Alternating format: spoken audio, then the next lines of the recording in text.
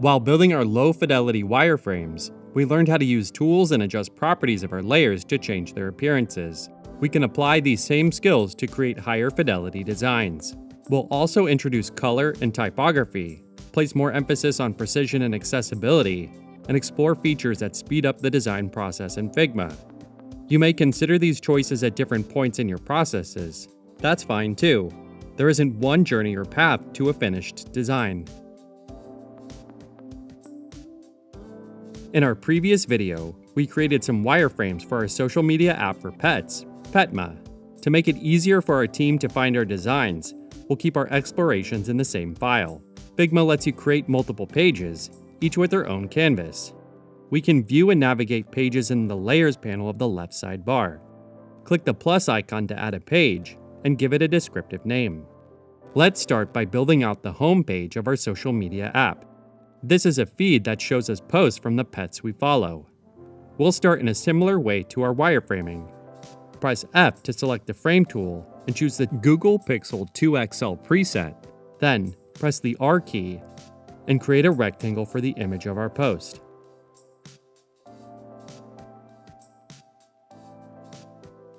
We want some space, a margin, between the image and the edge of the frame. We'll change the dimensions of the rectangle to 379 by 285 and center the image within the frame. Because our frame is 411 points wide, this gives us a margin of 16 points on either side. We can check the margin by selecting the rectangle, holding down Alt or Option, and hovering the cursor over the frame. Figma will display the distance between the two. We can use this function to make sure our objects are laid out precisely. We can also use grids to quickly and consistently align layers. To enforce a grid system, select a frame and click the plus icon in the Layout Grid section of the right sidebar. We can click the grid icon to customize our grid size, or change the grid style to columns or rows. If you're using an 8-point grid system, you can also change the grid size to 8. We're not going to focus on layout grids for this video, so we'll hide them using the shortcut Ctrl-G. You can learn more by searching layout grids in the Figma Help Center. The Figma brand is fun and friendly, and we want that to come across in our designs. One way to do that is to round any harsh, pointy corners. Select our rectangle and change the corner radius to 8. Then, we'll add an avatar for the user. Press the O key to select the ellipse tool, and hold down the Shift key to draw a perfect circle. We'll make sure it's 40 by 40, align it to the left edge of the image, and position it 8 points above. We've been calling these two shapes images, but they're not really images yet. They still only have a solid gray fill.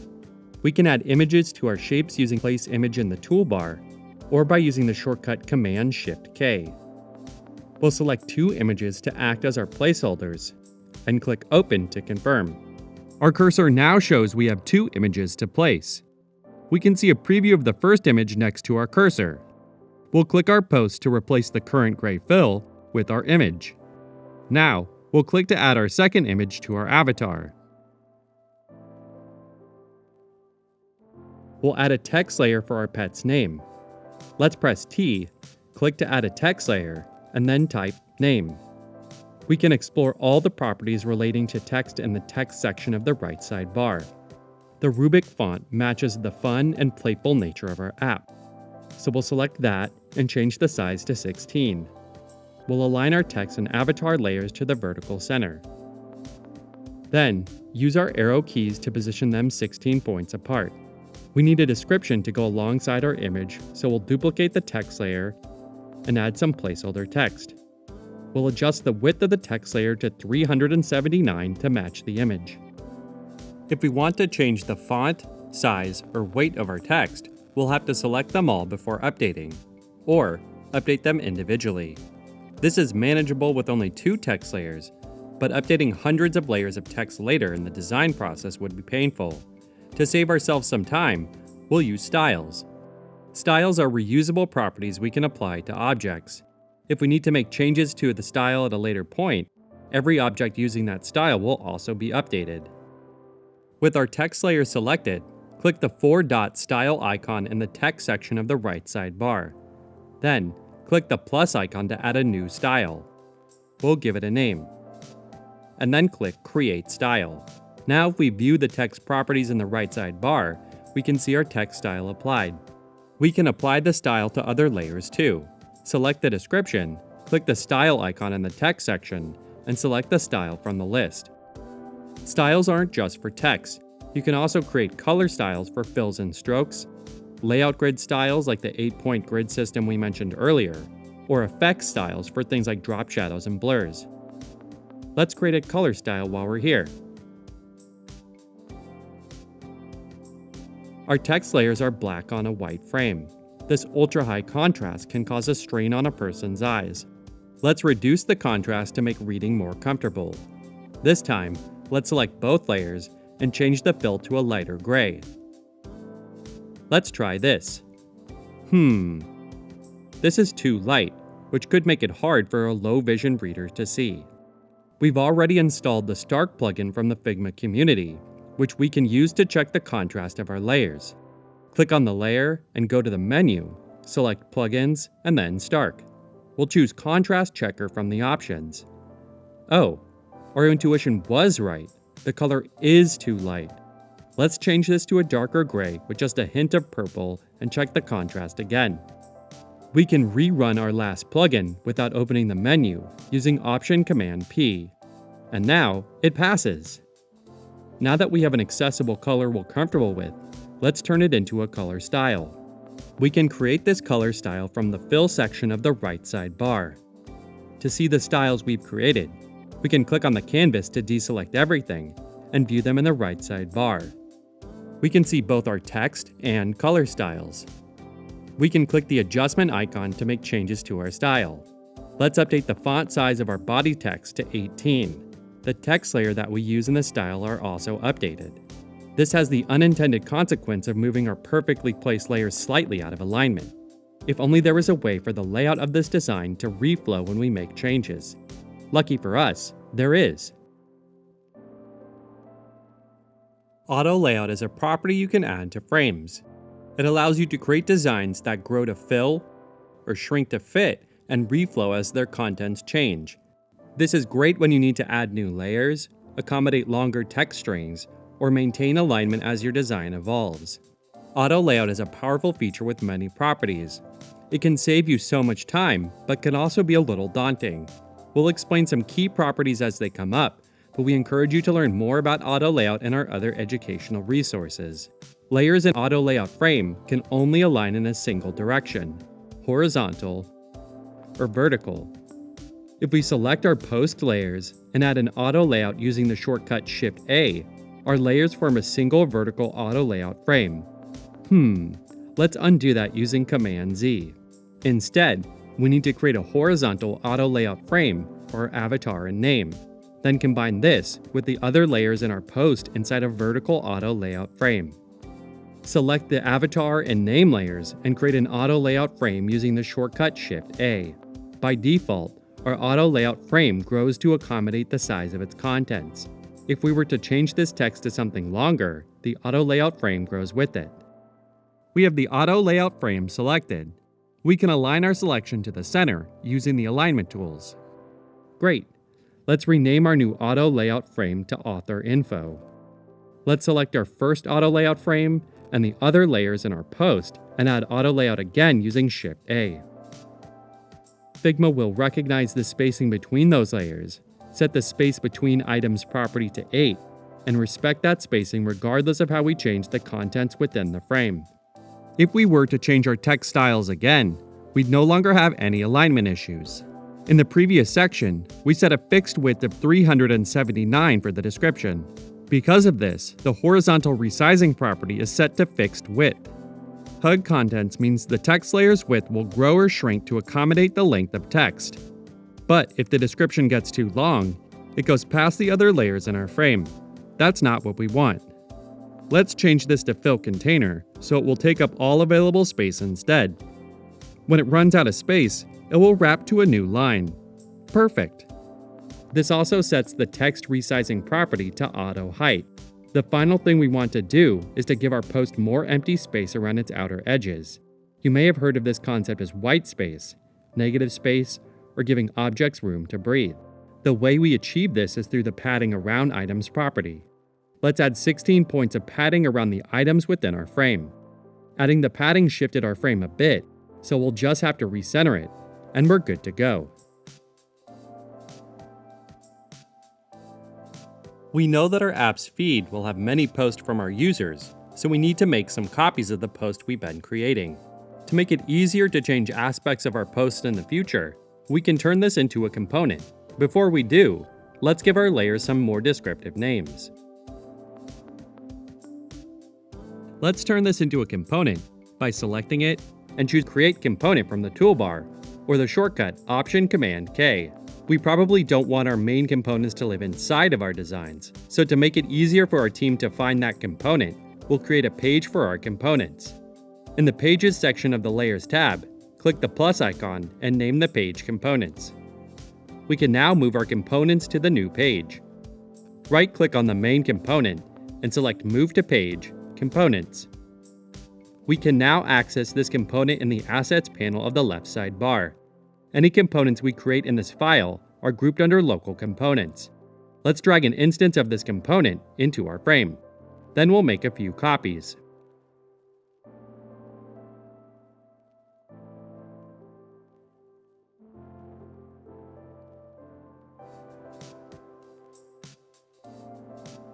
We want to add some real content to our posts. At the moment, our frame has clip content applied. This setting is great when we want to hide parts of our layer that extend beyond the frame's bounds. As we want to edit the contents of our post, we'll uncheck the Clip Content box in the right sidebar. Our descriptions will vary in length, which will affect how much space each post takes up in our feed. Let's create an auto layout frame for our posts, adjust the space between items to 8, and rename the frame to Feed. Now if we edit the descriptions, the other cards will shift and adjust to preserve the spacing. Auto layout is saving us a lot of time. Let's use Place Image to add real content to our post. Figma supports static images as well as animated GIFs for fill. GIFs don't play in the editor, but we'll see it in action when we view our prototype presentation view later. When we change properties of an instance, like we did by adding a new image, we are performing an override. Overrides only apply to the specific instance and don't affect the main component. We can use overrides to change lots of aspects of an instance, the contents of a text layer, strokes and fills, and effects like blurs and shadows. There are some properties that we can't override. These include the order of our layers and any constraints or layout grids we've applied. Our app is really starting to take shape, but we're missing a navigation bar at the top of the screen. It should contain a way to search for users and posts, and a menu, which we'll use to navigate around our app. As part of that process, we'll need to create menu and search icons for our navigation bar. Icon design is a discipline all on its own. You don't need to become an icon design master to create custom shapes and intricate icons in Figma. Try browsing the Figma community for some inspiration. We can combine basic shapes to create icons, or we can use the pen tool to create our own custom shapes from scratch. We'll start by creating a 32 by 32 frame for our icon. We want precision for this kind of work, so we'll use the shortcut Shift-2 to zoom to our selection. Next, we'll select the pen tool and enter vector edit mode. Any shapes we create with the pen tool are vector networks. Vector networks allow you to create lines and curves that connect two or more points. Unlike traditional vector paths where you need to plot points on a single closed path, vector networks allow you to create complex shapes that are made out of multiple paths. Click on a spot in the frame to create the first point. When we move the cursor, we can see a line extending from our first point. Hold down Shift to draw a perfectly horizontal line. Then click again to add a second point. We can save our shape and exit vector edit mode by hitting the Enter key. We can adjust its position and dimensions to ensure its width is 14. Then, we can duplicate it twice to create two other lines. We want to round the ends of our lines, so we'll select our lines, open the Advanced Stroke menu, and change the cap to round. Much better. Finally, we'll drag to position them in the center of the frame. We've adjusted some of the basic properties of our menu icon, but there's more properties to customize. Try adjusting the stroke weight or explore the advanced stroke menu. Let's rename our frame to icon/menu, turn it into a component, and send it to the components page. Let's make one more icon, a magnifying glass for search. We'll start the same way as before, with a 32 by 32 frame. Use the ellipse tool to draw a 16 by 16 circle. Then, switch the fill and stroke properties by using Shift X. To draw the handle of our magnifying glass, we'll use the pen tool. Hold Shift to snap to a 45-degree angle while drawing, and overlap the circle. We want to round the line again, but this time we only want to round one point. We'll select just the point we want to edit, and change the cap to round. Hit Enter again to leave vector edit mode. We need a way to combine these layers. Boolean operations allow us to create new shapes without modifying the underlying layers. There are 4 Boolean operations: union, subtract, intersect, and exclude. We'll select both our layers and choose Union Selection to combine these two shapes into one. Our layers now have one fill color. You can now position the union group in the center of the frame. Let's rename our frame to icon/search, turn it into a component, and send it to the components page.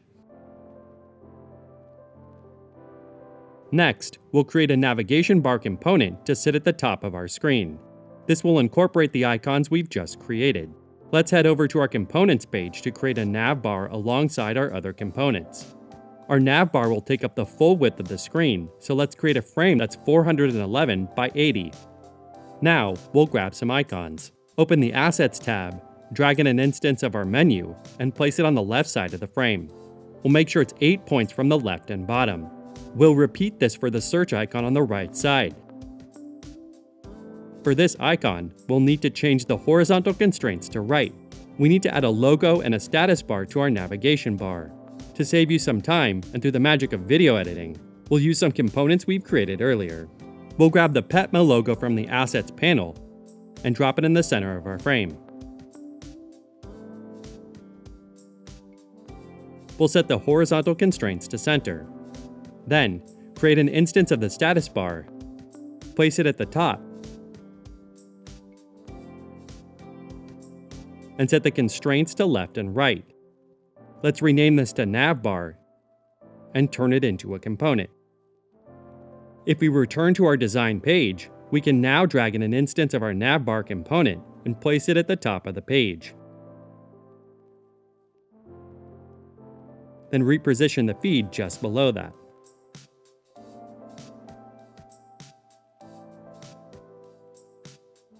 The last component we want to add to our designs is a floating action button. This button will be used to create a new post in our feed. We created this component earlier, which consists of a circle and a plus icon. Let's drag a copy of that into our frame and place it 32 points from the bottom right corner, and set the constraints to bottom and right to match. This looks pretty good, but we want the button to look like it's above the rest of the content. It is a floating action button after all. With the instance selected, we can click the Select Main Component icon in the right side bar to take us directly to the main component. Under Effects, click the plus icon to add a drop shadow. Shadow is a great way to communicate elevation. We can click the Effects icon to open the settings and make this drop shadow softer by changing the blur to 12. You can also customize the offset and spread of the shadow. Search for effects in the Figma Help Center for more information. With the main component selected, we can click the notification at the bottom of the screen to go back to where we were working. These are the elements we want to include in our homepage. We'll see how it looks in Presentation View. Presentation View allows us to preview our designs in the browser. We can use Presentation View when building interactive prototypes, running usability tests, or even presenting slides. Click the play icon in the toolbar to open Presentation View in a new tab. We can make our prototype look more realistic by adding a device frame. To do this, open the Prototype tab and choose a device frame from the list. Let's see how that looks in Presentation View. Not bad. If you don't like the way your prototype displays, you can cycle through different view options using the Z key. The feed extends past the bottom of the device, but we can't scroll down to see it. Let's head back to the editor to customize the scrolling behavior. Select the frame and set the overflow behavior to vertical scrolling. Back in Presentation View, we can now scroll to access the rest of our posts in the feed. But wait, we don't want our navbar or fab to scroll. In the editor, we'll select both, switch to the Design tab, and in the Constraint section, check the box next to Fixed Position when scrolling. In the Layers panel, we can see Figma has moved our status bar to a new Fixed section at the top of the frame. If we scroll up and down in Presentation View, both layers stay in place.